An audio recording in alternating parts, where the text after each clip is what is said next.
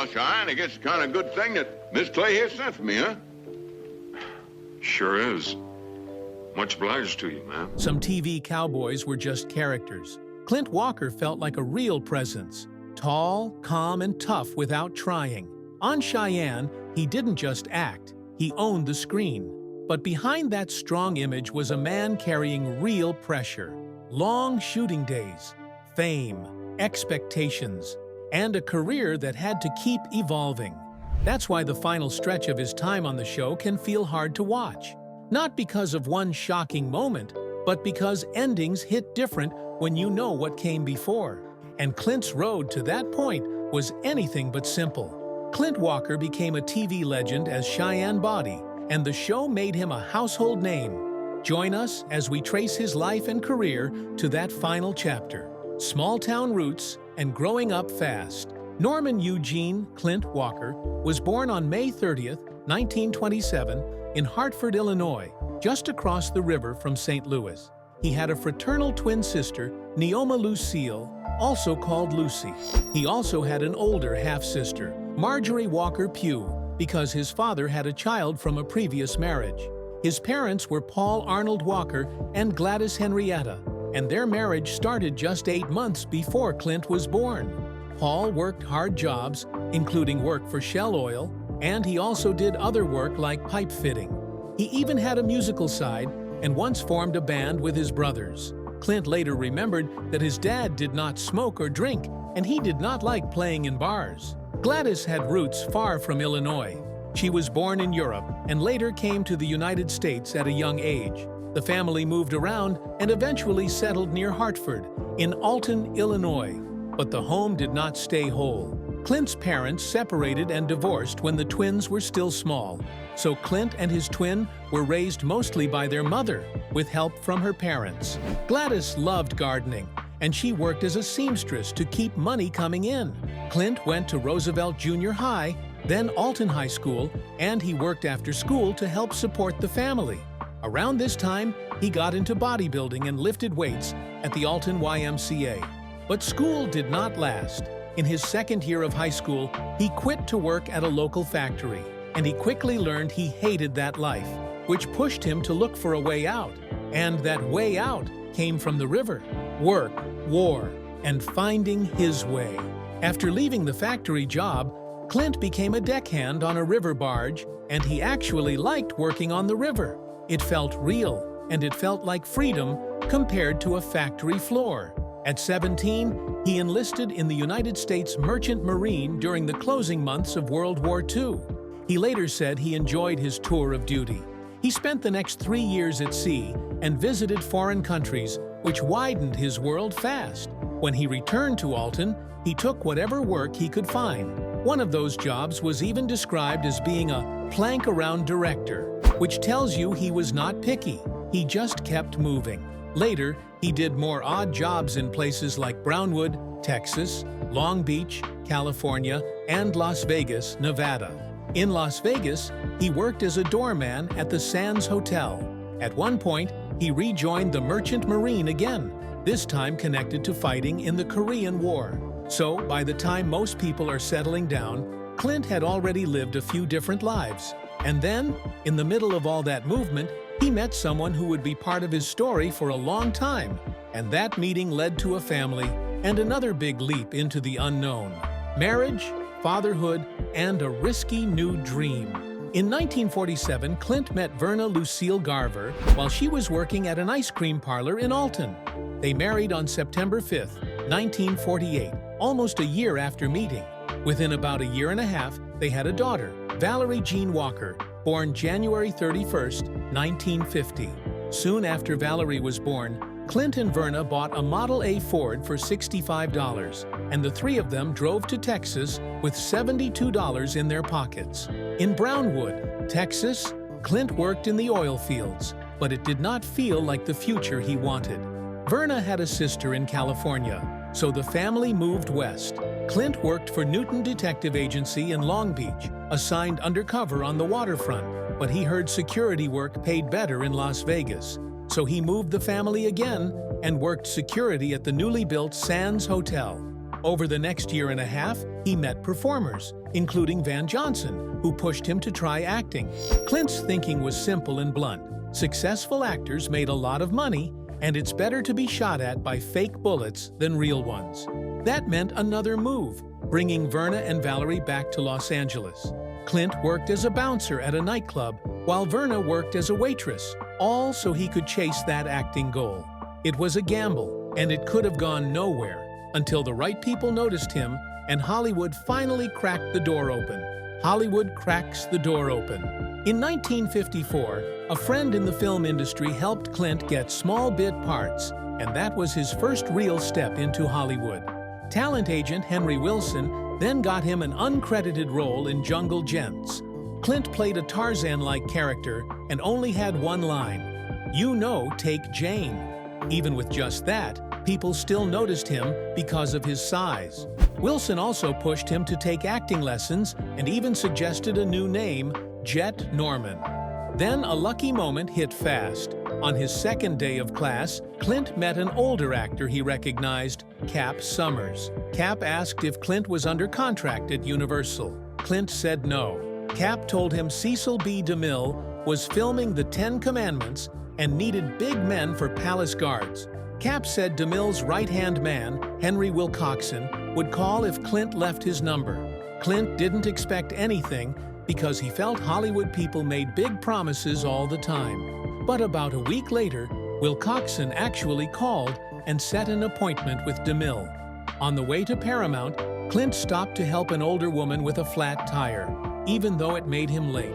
When he arrived, DeMille told him, "You are late," Clint tried to explain, thinking he had ruined his chance. Then DeMille revealed the twist. The woman Clint helped was his secretary, so he already knew why Clint was late. Clint ended up in the film as the captain of Pharaoh's Guard, the big guy with a helmet, when Charlton Heston walks in. The movie was released in 1956, and that kind of credit helped place him on the road toward the role that would soon make him a household name, Cheyenne. A face you couldn't miss, a frame built for legend. Clint Walker didn't just look like a Western hero. He looked like the kind of man the camera was invented for. People described him as a perfect specimen of physical manhood, not only handsome, but massive and perfectly put together. He stood 6'6" tall, and he was built in a way that didn't look awkward. Some tall men looked too thin, others looked too heavy. Clint wasn't either. He was big, but balanced, broad shoulders, strong shape. Even his arms were described as being as big as most beefy men's legs. That size became part of his story, because in Hollywood, looks can open doors before you even say a word. People even said he could have been tapped to play Superman.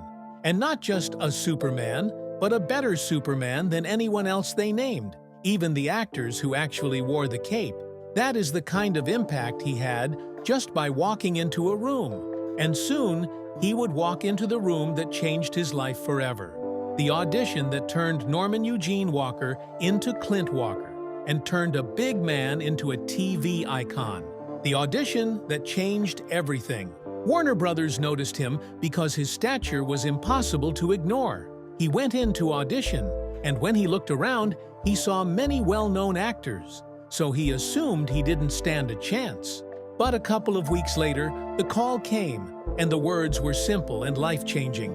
"You are Cheyenne Bodie." In June 1955, his casting was announced. He was billed as Clint Walker, and Jack Warner suggested the name change that stuck. One reason he got the part was also practical: money. He was paid $175 a week, far less than major stars were asking. Cheyenne first began in September 1955 as part of Warner Brothers Presents, a rotating wheel that also included Casablanca and King's Row. But Cheyenne turned out to be the breakout hit. It wasn't just another Western. It became the first hour-long Western, and it became one of the first hour-long dramas of any kind to last more than one season. And there was a reason the show worked so well. It was built around one man. Clint was the only regular, so he appeared in virtually every scene. He played Cheyenne Bodie, a roaming cowboy hero in the days after the American Civil War. He drifted from place to place, taking odd jobs across the West, and that format made every episode feel like a fresh story. He worked different roles on the frontier, including Army Scout, Deputy U.S. Marshal, County Sheriff, Prospector, Cattleman, Hunter, and City Marshal. He had the size to win a fight, but the character had a gentle spirit and a strong sense of justice. That mix is a big reason the show stayed with people. And as the role grew, so did the demands on Clint, especially when it came to the physical side of playing Cheyenne, learning to ride the hard way. Clint didn't walk into Cheyenne acting like he knew it all. He told the horse trainers he knew very little about riding. Their answer was not soft. They told him he'd either learn or die. Clint later admitted he often thought it would be the second one. That tells you how real it felt on set. One moment he described says it all. He had to ride through a narrow canyon on a horse known for scraping the canyon wall on purpose. He was told to raise his legs at just the right time. Clint did raise his legs, but his water canteen still got smashed flat. These were not gentle little TV rides. After the first few episodes, he was given a horse named Brandy. Brandy was 16 hands high and had a white spot on the right rump. The match was perfect. Big, beautiful, and even-tempered. Brandy wasn't just a prop. Brandy became part of Clint's image, and he even used the horse in some movies too. There were even behind-the-scenes moments of Brandy on Yellowstone Kelly with Andra Martin. And while the show sometimes leaned into Clint's rugged frame with bare-chested scenes, it also had strong writing and acting. His pleasant baritone singing voice was used now and then too, and it even led Warner Brothers to produce an album of him singing traditional songs and ballads. Cheyenne wasn't only making him famous, it was boxing him in at the same time, and Clint started to feel the walls closing. Fame, guest stars, and pressure builds. Cheyenne became one of ABC's most popular shows, and it surprised even Warner Brothers.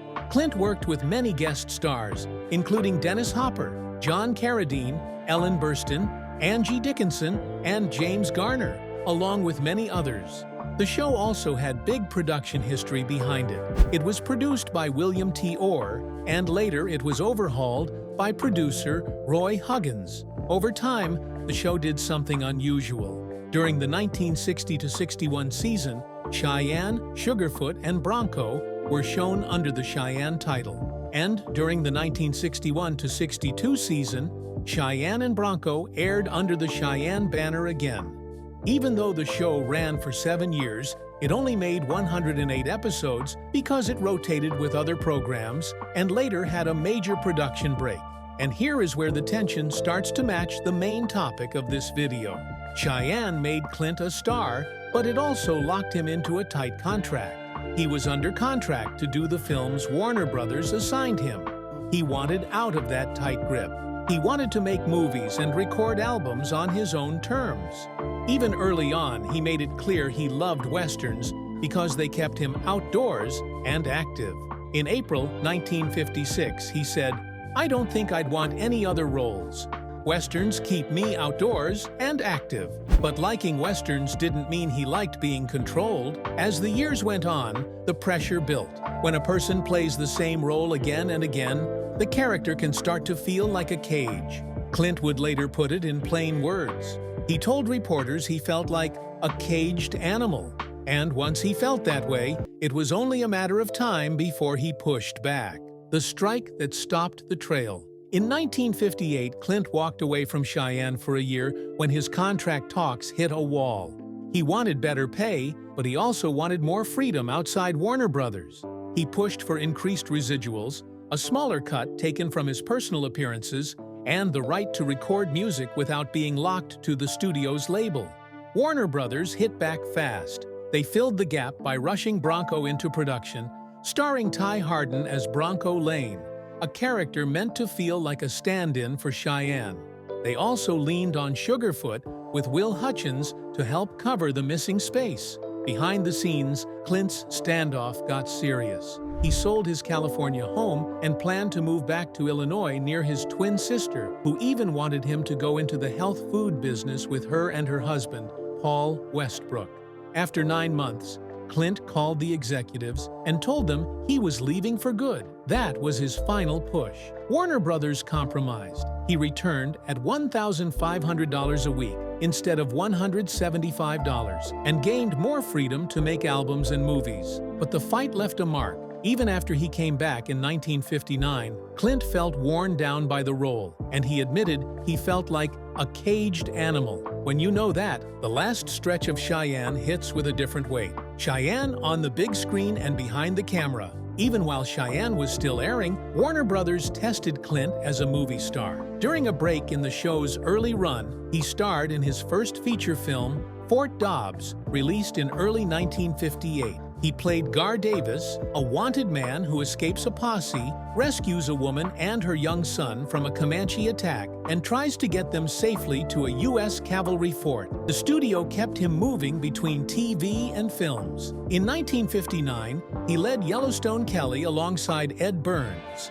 In 1961, he teamed with Roger Moore in Gold of the Seven Saints, playing one of two unlucky gold prospectors. Some Cheyenne episodes were even edited into feature films for theatrical release in certain markets, showing how big the series could feel beyond television. And on set, Clint's height was always part of the job. In one kissing scene, Diane Crane had to stand on a stool because Clint was 6 feet 6 inches, and she was about 5 feet 4 inches, and the camera had to frame them from the waist up. She later said she'd kissed plenty of men on film, but this was the first time she felt really silly doing it. Little moments like that remind you how Clint's physical presence helped sell the legend, but it also made the role impossible to separate from him. Work, war films, and a life shift. Cheyenne ran across the late 1950s and early 1960s, becoming a major hit and shaping an era.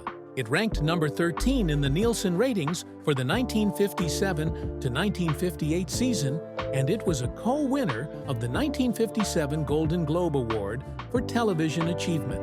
It also received an Emmy nomination for Robert Watts for editing. Even after the show ended in the early 1960s, Clint was still closely tied to the name Cheyenne Bodie, but he kept working, and his career expanded beyond the saddle. In 1964, he took a supporting role in Send Me No Flowers with Rock Hudson and Doris Day. In 1965, Frank Sinatra cast him in None But the Brave, the only film Sinatra ever directed. In 1966, The Night of the Grizzly was released with Clint and Jack Elam.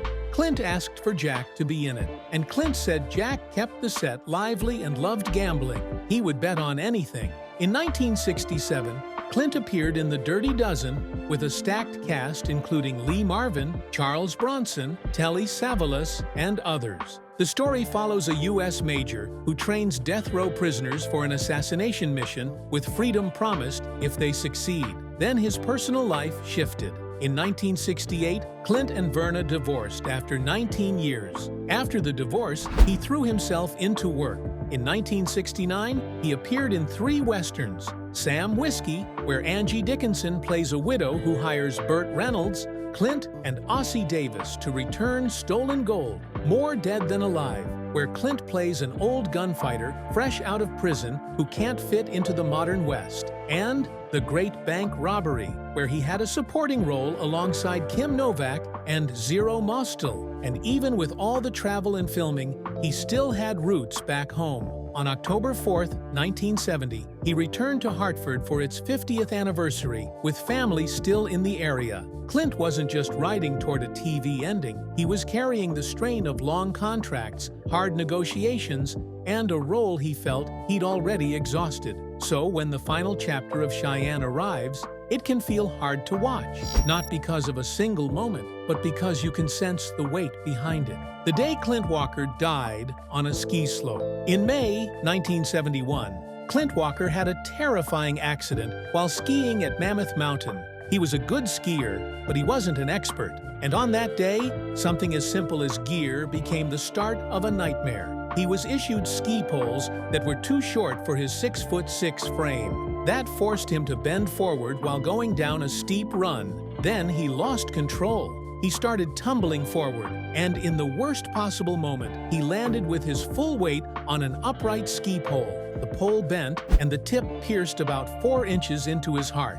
It only stopped because there was a 4-inch ring on the pole. As he kept tumbling, the pole came out of his chest. Clint knew right away he was badly hurt. He tried to stand, and then he collapsed and lost consciousness. Ski Patrol rushed him to first aid. Then he was taken by ambulance to Northern Inyo Hospital in Bishop, California, about 40 miles south.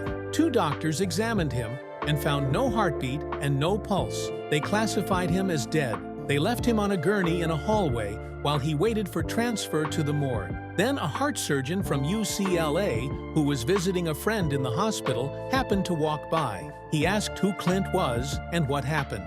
When he learned a ski pole had pierced Clint's heart and recognized him as Clint Walker, he asked to look closer. The surgeon said he wasn't sure Clint was dead and needed instruments to cut his chest and check his heart. Clint later described being able to hear the doctor as if from far away, but he could not open his eyes. He forced enough energy to ask, "Do you have to do that?" After a pause, the answer was yes, and they rushed him into surgery. Clint woke around 3 a.m. the next morning, hooked up to tubes and wires. He was told he was a medical miracle. They said he should have been a vegetable after so long without oxygen. He left the hospital in 10 days, and just 2 months later, he was back to work. After you hear a story like that, it's hard not to look at Clint Walker differently. Because from that point on, every role he played came from a man who had already been to the edge and somehow walked back. Healing fast, then heartbreak. Clint did not sit still after the accident.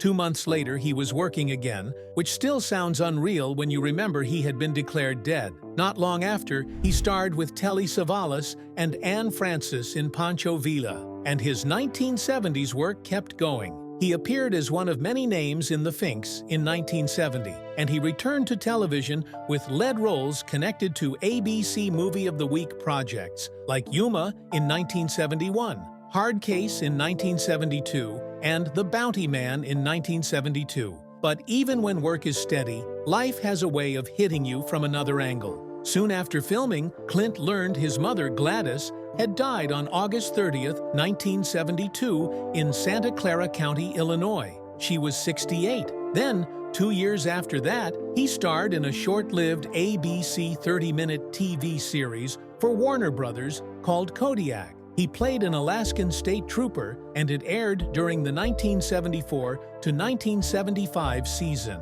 Around the same time, he also starred in the made-for-television cult film Killdozer and Scream of the Wolf in 1974.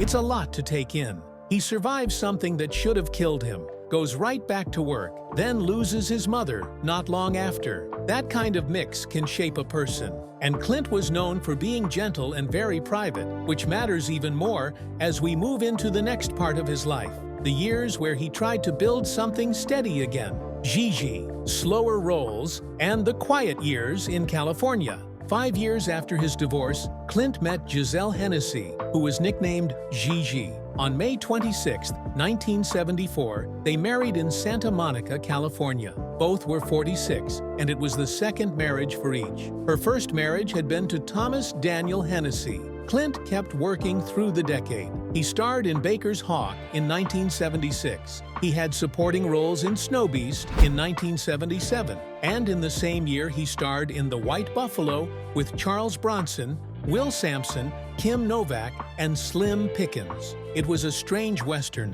where Wild Bill Hickok is haunted by a white buffalo he dreams about. He also starred in the Canadian film Deadly Harvest in 1977, and he had a small role in Centennial. In 1979, he appeared in Mystery Island of Beautiful Women with Peter Lawford, Gordon Devon, and others. The plot was simple and wild. Men crash in a plane on a South Pacific island full of beautiful women. By 1983, he played a sheriff in the comedy Hysterical with Bill Hudson. Around this point, Clint was 57, and his film roles had slowed. Clint and Gigi moved to Auburn, California, about 30 miles north of Sacramento. In 1985, Clint starred with Eartha Kitt in Serpent Warriors, where the story is that a zoologist fights off snakes brought by a snake-worshipping cult. Years later, in 1991, Clint had a supporting role in The Gambler Returns, The Luck of the Draw with Kenny Rogers and Reba McEntire. In that story, the law is shutting down all gambling, but allows one final high-stakes game. That same TV movie also mattered for another reason. Clint reprised the Cheyenne Bodie character, and the film included many actors from earlier TV series playing their original roles. Around the time they finished The Luck of the Draw, Clint and Gigi moved again. Not long after that move, they got devastating news. Gigi had terminal cancer. After almost 20 years of marriage, Gigi died on January 1st, 1994, at age 65. She is buried at Holy Cross Cemetery in Culver City, California. Clint had survived a broken heart in a very literal way back in 1971, and now he was facing a different kind of heartbreak, the kind you can't fix with surgery. Love Again and The Good Guy. Goodbye. After Gigi died, Clint faced more loss when his father, Paul, passed away on May 3, 1996, at age 90. Not long after, Clint found love again. On March 7, 1997, he married Susan Cavallaro in a private ceremony at his home in Grass Valley. Even though he was famous, Clint stayed gentle and very private. He protected his family's privacy and rarely spoke to reporters about his personal life. His later career was quieter, but still meaningful. In 1995, he brought Cheyenne Bodie back for a time travel episode of Kung Fu. The legend continues, called Gunfighters. In 1998, he did his final acting work as a voice, Nick Nitro in Small Soldiers. Around the same time, he was honored for the legacy he had built in Westerns. He received the Golden Boot Award in 1997, and in 2004, he was inducted into the Hall of Great Western Performers at the National Cowboy and Western Heritage Museum in Oklahoma City. When someone asked Clint how he wanted to be remembered, he didn't talk about fame or awards. He paused and simply said, "Good guy. I want to be remembered as a good guy." That line fits the way fans saw him, both as Clint and as Cheyenne. Years later, looking back on Cheyenne, he explained why the show worked. He said an hour-long format mattered because you can't develop your characters adequately in half an hour. He also said his real-life experience helped him feel at home as Cheyenne, and he laughed about being told, "After this first year, you'll either be a good writer or a dead one." Clint Walker died on May 21, 2018, in Grass Valley, California, from congestive heart failure, 9 days before his 91st birthday. Susan and his daughter Valerie were at his side. And when you connect all of this, it's not about one scene. It's about knowing the man behind the role carried a full life, fought through real loss, and still wanted to be remembered in the simplest way. So now, when you watch Clint Walker's final stretch as Cheyenne Bodie, what do you notice more? The tough cowboy on screen, or the real man behind the role? And if you had to describe Cheyenne Bodie in one word, based on Clint Walker's life and the way he carried himself, what word would you pick, and why? Share your thoughts in the comments below. And don't forget to hit like, subscribe, and stay tuned for more incredible stories from Hollywood's fascinating history. See you next time.